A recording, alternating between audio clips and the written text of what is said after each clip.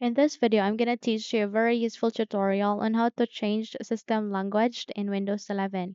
So without any further ado, let's begin. First of all, we need to open our settings. How we can do so?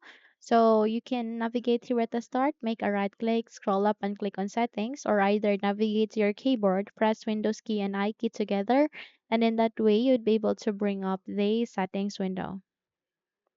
Okay, so here at the settings, please proceed to the left pane and you need to locate for time and language. Click on it.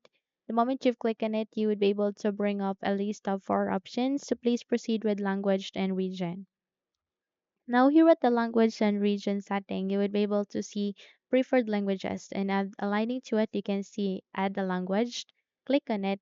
And the moment you click on it, you would be able to see a list of language that you can set as your display language with.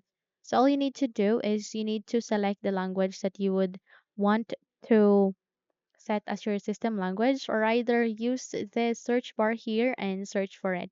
So let's say for example you would like to set English as your display language. All you need to do is you need to select it and then after selecting that one you need to click on what and then click on next and then you need to check this here under language preferences, set as my Windows display language and go with install. The moment you click on install, you can now start the installation. So please wait until it would be finished. It would depend on the network connection that you are currently connecting with. Okay. And once you are done, all you need to do is you need to click on the three dots there, for example, and click on move up and then restart your computer. Once you've restarted that, you would be able to set that specific language that you have installed in your Windows 11 as your system language.